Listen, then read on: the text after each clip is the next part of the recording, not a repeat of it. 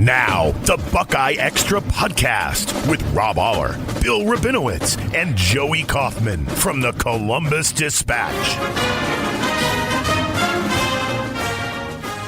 Welcome back, everyone, to our latest edition of the Buckeye Extra football podcast. I'm Joey Kaufman, joined by Rob Oller, Bill Rabinowitz. It's Big Ten play for Ohio State. The Buckeyes head to East Lansing on Saturday night to face Michigan State after a non-conference slate, which did not include much competition. We'll see if the Spartans can provide at least a more interesting barometer for where the Buckeyes are 2 weeks before they visit Oregon and then 1 week before Iowa comes to town. But I guess how are y'all doing? Doing great.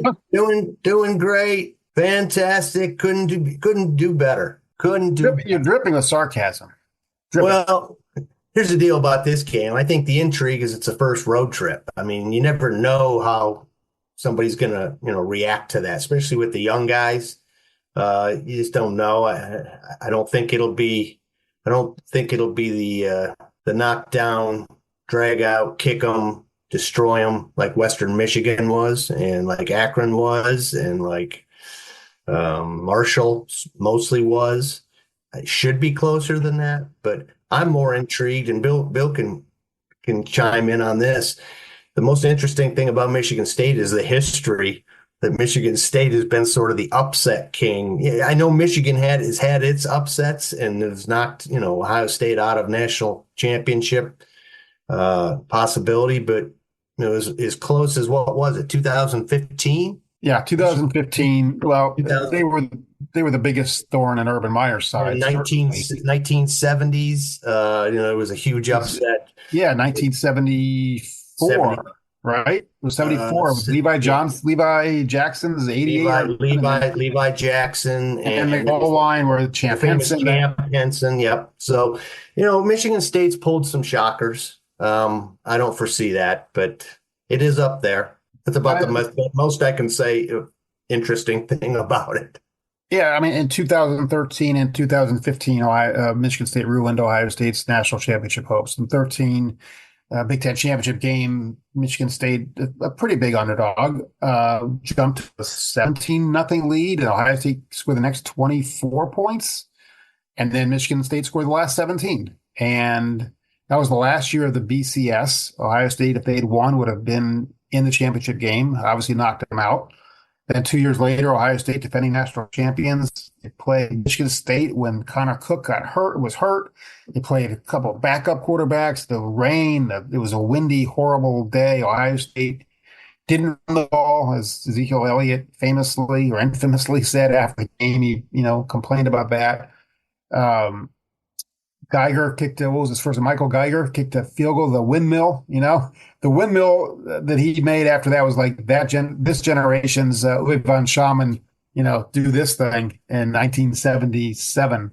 And so Michigan State, yeah. And, the Nick Saban team in 98 that knocked that's the biggie. That's the one. Ohio State was number one, a juggernaut of a team. I mean, really, really, maybe Cooper's best team, maybe.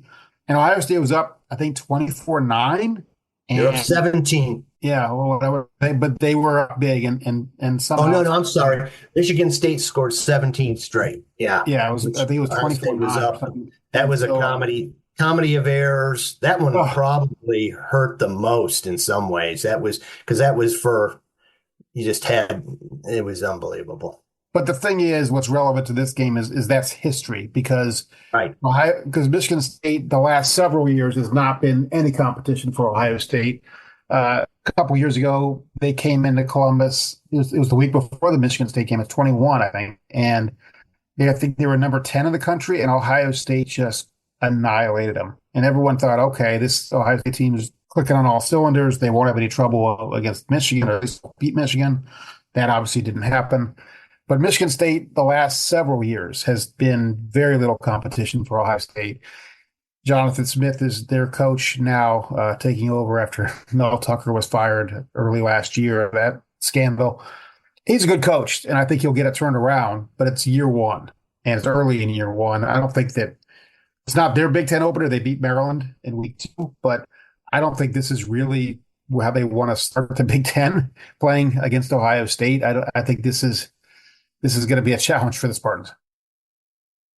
I think probably the one of the more interesting things about this game to me is coming into the year, Michigan State was not supposed to be all that really well thought of. And you look at Jonathan Smith's track record at Oregon State.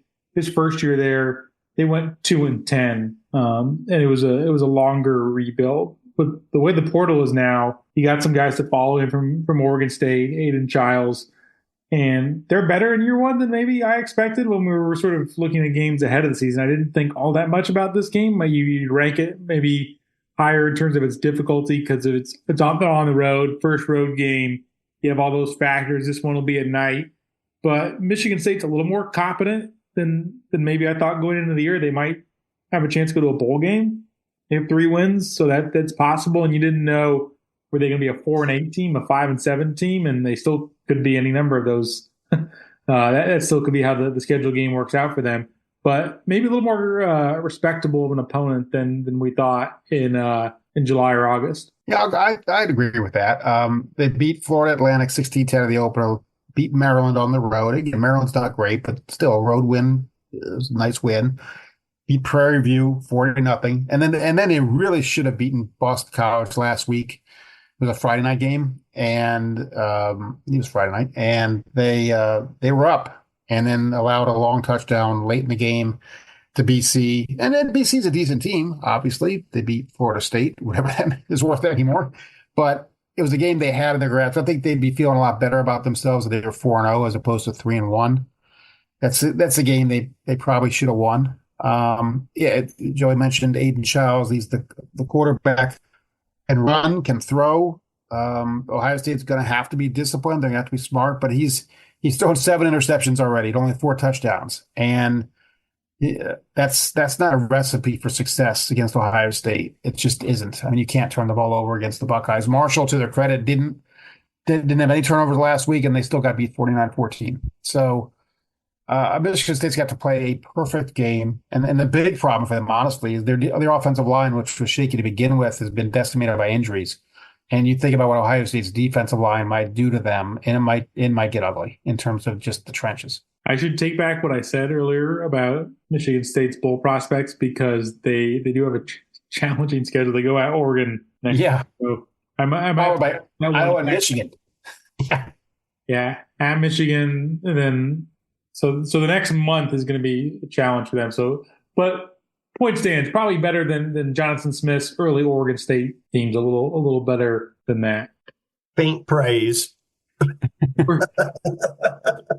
Yeah. What's the point spread right now? Does anyone know what the point spread is? It was 24. It was in that ballpark. It was. The point spread's not as lopsided as it was earlier in the weeks. I mean, this should not be a total pick your score game for Ohio State in the way that Akron, Western Michigan, Marshall were. But Michigan State's in the Rob Oller power rankings. They were 12th this week. The all-important Rob Oller power rankings, might I add. The definitive.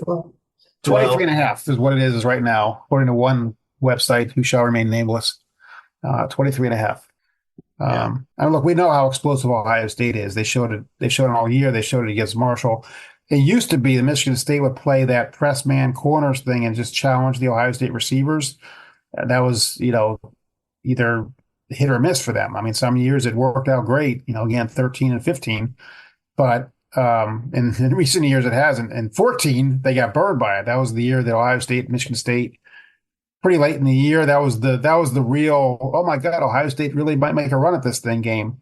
They went up to East Lansing in 14 and struggled early, had some mistakes early, and then just kind of blew the doors out and won that game. That was the one that made you think, okay, maybe there's something there. And I'm not sure Michigan State's ever really quite been the same since then. Well, they did make the playoff the one year and got 0 by Alabama. What year was that? 16? What year did they make the playoff? 15. The year after. 15. Oh, the year after, okay. Oh, that was the year. That was when they made it, right? Yeah. But it'll be 7:30 game. Just for anyone that wasn't paying attention, it was originally 7:00, and they moved it to 7:30. So on what station? Who's showing it? Peacock. They'll be strutting. The Buckeyes will be strutting on Peacock. There you go. What's the strength of Michigan State? I mean, what their defense is pretty good. They swarm to the ball. They play pretty well on defense. Again, who they played. They haven't played. I mean, the Maryland team they played. BC's not bad. BC's BC, but that was also in the rain. That was terrible weather. Made it tough to throw and all that. They gave up a big touchdown at the end, like I said. Yeah, I mean, Michigan State, the one thing they've always done is played hard. That's the one program that even when they've been bad, they've never kind of like come in and played Ohio State like they knew they were going to get beat, like a lot of Big Ten teams do. They always have a bit of a strut to them. That was a D'Antonio thing, certainly. But even with subsequent coaches, they've kind of had that feel. Maybe didn't last very long, but they play with a chip on their shoulder. They've always been that kind of program. They're the whole thing with Michigan. They take that very personally, that they're derided as second in the state. Little brother. Yeah, little brother. That's the Mike Hart thing, right? And so they've always played with that chip on their shoulder. I think they'll play with a chip on their shoulder on Saturday. I just don't think that their shoulders are big enough.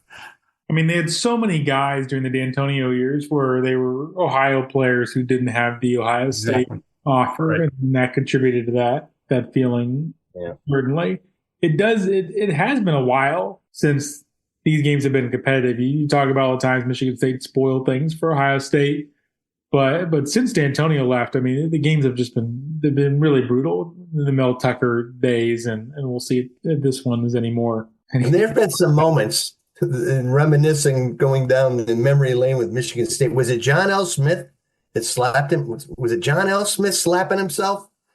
He literally in the post game started to slap himself, and he was so mad they screwed up a field goal somehow, and he was berating his players and berating. It was comical. It was. No, he didn't berate his players. He said coaches. I'm sorry, the assistant coaches. Yeah, that's fair. Sorry. The infamous line was the kids are playing their tails off, and then the coaches are right. And then I just remember him slapping himself around. It was just, I mean, that was post. Was that pre-Dino? That had to be pre-Dino. I don't know. Yeah, and then the Mel Tucker thing. They've had some.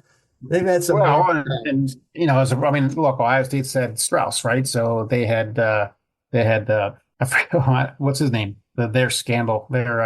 Who was their doctor? Nasser, right? Oh yeah. I mean, Larry Nasser. I mean, that's as big a scandal as there is, really. I mean, look, the Strauss thing for Ohio State is obviously terrible. Well, Michigan had their thing. Yeah. They had something. Yeah. What is it? Oh. Nobody's. That's a bad triangle right there, or whatever. Yeah, that's bad. Let's change the topic to something else.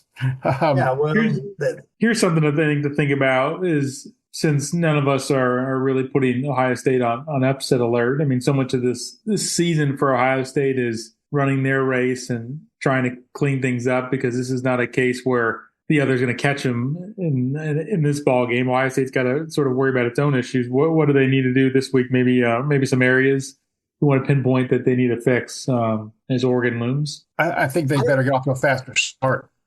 For one thing, they've given up. Marshall went right down the field on them. The last thing you want to do is give Michigan State or a team like that hope. And so I think if they can open the game with a stop and then scoring, and then just kind of put the hammer down, I think that's the biggest thing. You don't want to give them hope. Childs has got the arm to do damage and the legs to do damage. I don't think he's got the consistency, really, the receivers, and the offensive line, as I mentioned. But you can't let him. I mean, I think about like the Bengals game on Monday, where they're going to play a rookie quarterback and at home and all that stuff, and Jaden Daniels just lit him up. I mean, you don't want a young guy to get confidence that, I can really do this. So that'd be one thing. But the defense was kind of criticizing the defense. Look, they gave up 2 drives. They gave up 14 points. They haven't given up a point in the second half all year.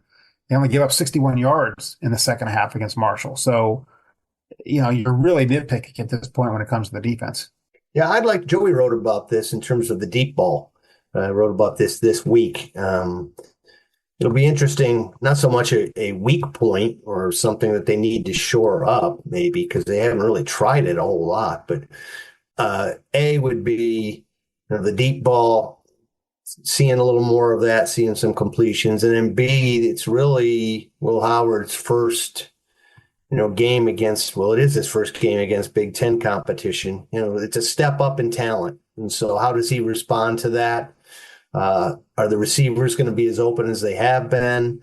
Is he going to have to throw into tighter windows? I'm just curious to see how that plays out this week. And you also sort of think about these guys going on the road for the first time, where you have a new center in Seth McLaughlin, a new quarterback in Will Howard. We haven't seen snapping issues really emerge at all this year, but crowd noise affects things. They were piping crowd noise in at the end of practice on Wednesday when we were hanging out, waiting for players to come off the field for interviews and heard that. So how they adjust that and deal with that, they haven't had really the procedural penalties a ton. They had some false starts in the first game, but just sort of being clean in that area is worth monitoring as well. For sure. I mean, but the thing is, this is the first time as Buckeyes, but Will Howard's played in plenty of hostile road environments in his career. Seth McLaughlin obviously has, Caleb Downs obviously to Alabama, and even Quinshawn Judkins has. So, I mean, there aren't a lot of young,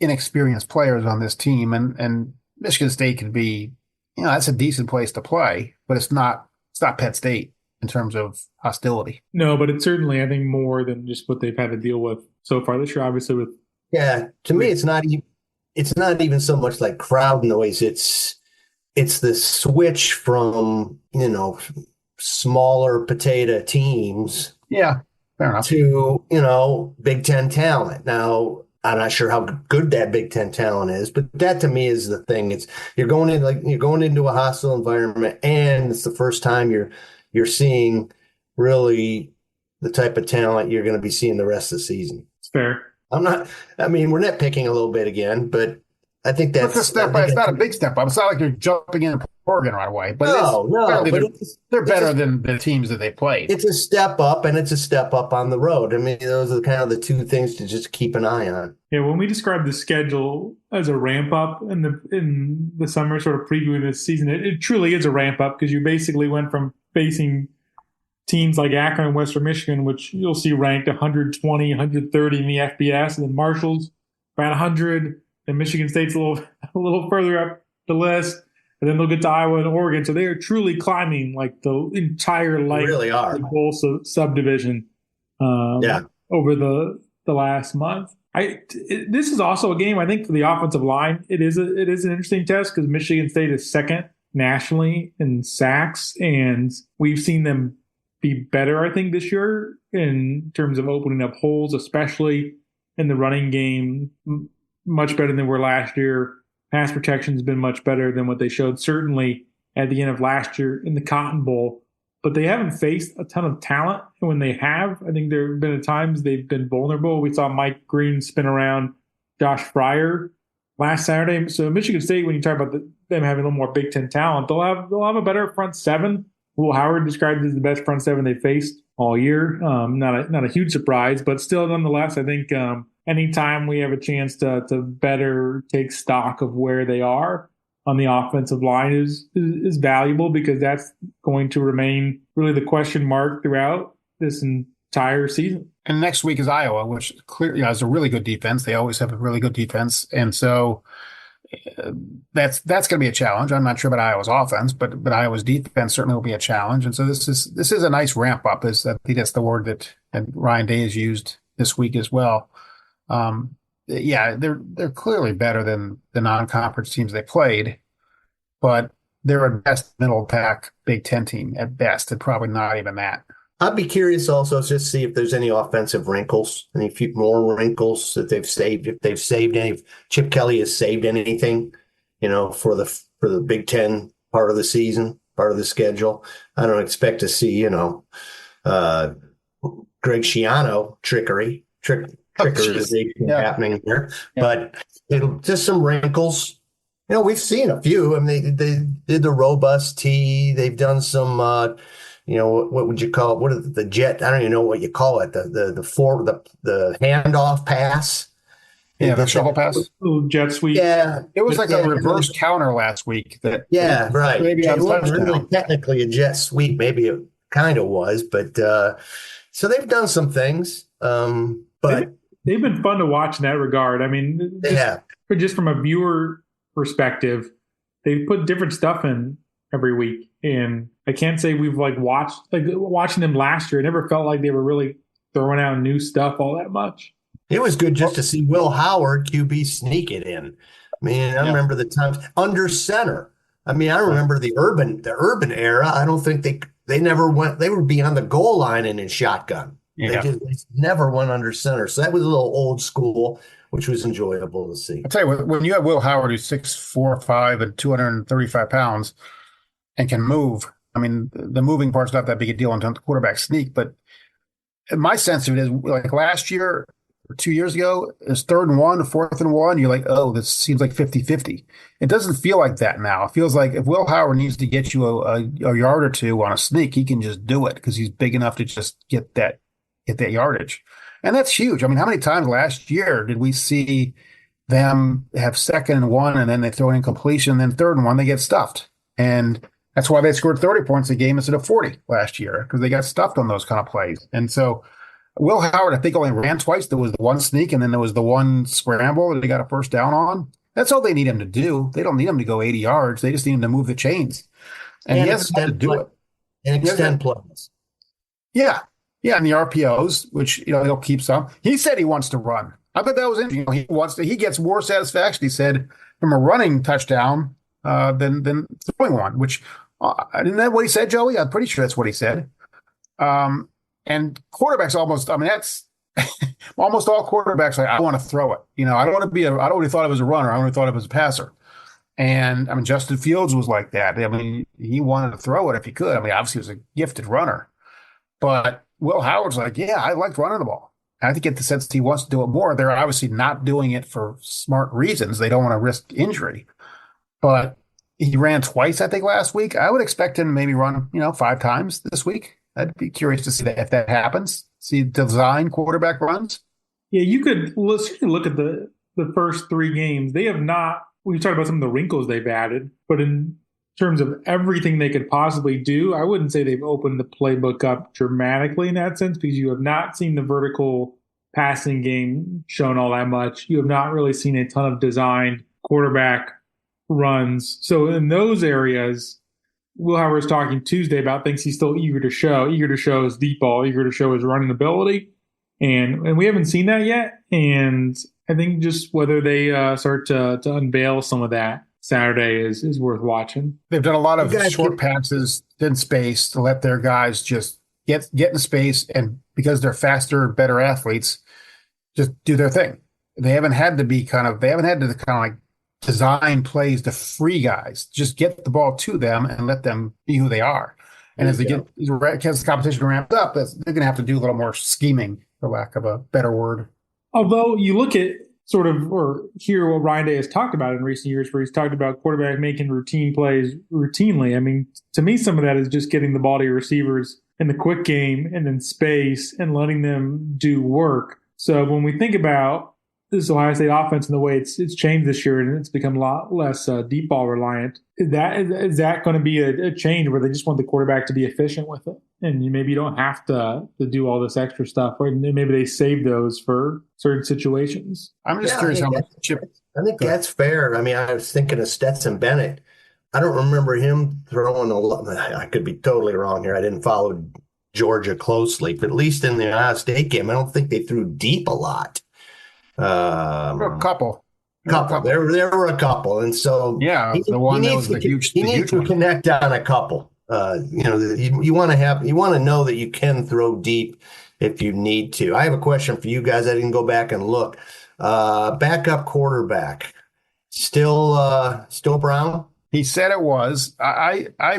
Joe and I talked about it a little bit. I mean, Devin Brown has come in. I'd have to look it up. I don't have the numbers in front of me. I don't know that he's led them on a touchdown drive. Joey, do you remember that? I mean, he's not been bad, but he hasn't lit it up either. And I'm curious whether if he gets a couple more of these games and they don't do anything, whether the next time they're in a blowout, he might give Julian Sand a shot at it or Lincoln Keenholz. I'd be curious about that. I don't think that Devin Brown has solidified that job, certainly the way Will Howard has solidified the starting job. I think that's a question. And if it becomes a Cardale situation where they need somebody to come in and really lead them, would he, again, this is weeks and weeks away, would he turn to the freshman and say, I have faith in you? I'm not saying he would. I think Devin Brown's the guy right now. But Did Sand play last week? I was ready. I don't think he did. But he did not. Okay, so it's just Brown. Yeah, but they didn't do really anything. And some of it. No. I was just curious, how the rotation's working and that whole thing. And Brown's I think it would behoove Brown to, if he gets the next chance, let's say it's Saturday, to lead them on a scoring drive. I think that would be an important thing for him and probably to reinforce confidence in him. Yeah. Look, he almost won the starting job last year. I mean, he's a talented guy. But there are throws that are just off target. They just are. And he can run. He's definitely a leader. I mean, he's got that personality. And so, but you gotta play. You gotta throw complete passes and throw on target and all that stuff. And they haven't scored. I mean, he's got to lead them on scoring drives, and that's not what's happened.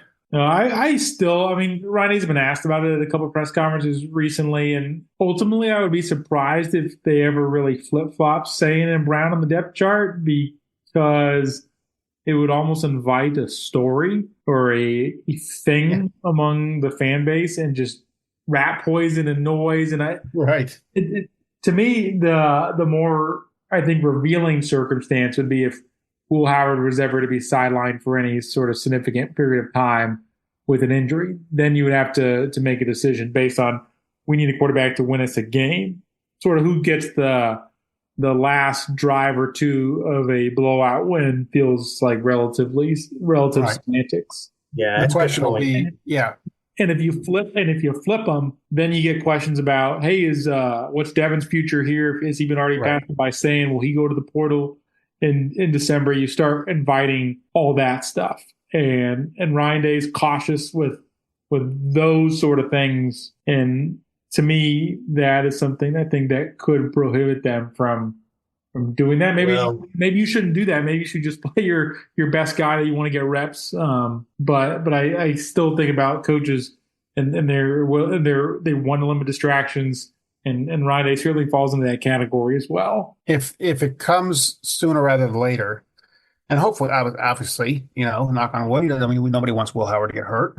But if something were to happen and they needed to go to a backup, the decision Dave's going to have to make is not so much, and this is where the 12-team playoff makes a difference. It's not so much who can get me the win this week. It's who do I think is best able to get us a championship? Because you can, let's just say for the sake of argument, he thinks it's Sand. He might be able to say, okay, if Sand has to play against somebody and we lose, but we're better off in the long term, then okay. Whereas in the past, you couldn't lose. If you lost a game, it was you might have been done. Certainly, if you lost 2, you were done. Now you could lose 2 and still be in it. And so, again, this is where we are with Ohio State. They're still dominant. We're talking about this kind of stuff. But I think what's interesting to me is that the scoreboard doesn't lie. The starting lineup typically doesn't lie, which is to say that Devin Brown did not win the job last year and did not win the job this year. So, he's not a guy that you feel comfortable with being your starter and winning the game. Now, they can say all they want, we're comfortable with him as a backup, but he didn't win the job. So to what you're both saying is, I think Joey made a great point. If Will Howard goes out for a series, it's Devin Brown. If Will Howard goes out for 3 or 4 games, who is it? Those last few games. You got to think long term. You got to think again. Who can win you the championship? And look, it may be Devin Brown. I'm not saying it is Julian Sand. I'm just saying that it's a decision Ryan Day has to make. Could be Keenholz. It's that scenario is a more revealing, I think, picture of the depth chart, where if you have, in the case where Quinn Ewers gets hurt for Texas, second quarter of a game, you need somebody to finish the game, and they put in Arch Manning, he gets to start the next week. That sort of invites, I think, a longer thing for them. Yeah. Well, yeah. And we should note that Aaron Nolan got his black helmet stripe off yesterday. Oh, boy. So here we are. They do need to figure out what they're going to do kicking wise Saturday. They need to figure out not to kick the ball to bounds. This is right up Joey's alley. He loves this stuff. Austin Snyder filled in took over for Jaden Fielding after Jaden got the hooks, literally the hooks. And they said that he had some kind of tweak. We don't know what kind of tweak it was, some kind of physical thing. He tweaked something somewhere. Tweak something somewhere. And can you tweak your brain? But here's the weird thing. He says he's good enough to kick field goals and extra points. And he didn't put a limit on the distance of the field goal, but he's not potentially good enough to kick kickoffs. Coach, we're talking coach speak now. Now we're getting into it's like he's the extra points. That's not a dodging. He's dodging. He's dodging those questions. I don't think so. I think. Well, what I mean is he doesn't want to reveal. He doesn't want to come out and say Fielding's toast. Well, if he's I'm not saying he is. I'm not saying he is. Look at you, always being negative. Always being negative. You're just the one who's toast. Said you doesn't want to say the guy's toast, especially if he's not. Oh, there we go. I've never seen. Have you ever seen somebody kick 3 straight kickoffs out of bounds? You ever seen that? Are you being negative? I'm just asking a question. You see something new every day. I don't think I've ever seen that. That was like the first time you're like, oh, that's not good. The second time, what's going on? The third time, it's like, are you kidding me? Speaks for itself. Yeah. We'll see what happens. Thanks everybody for joining us on our latest edition of the Buckeye Extra Football Podcast. That was Bill Rabinowitz, Rob Oller. I'm Joey Kaufman. Thanks for stopping by, and visit dispatch.com/sports for all coverage leading up to Saturday's game and Michigan State, and in the days afterward for our post-game coverage. Be sure and subscribe to the Buckeye Extra podcast in the iTunes Store, the Google Play Store, or on Stitcher.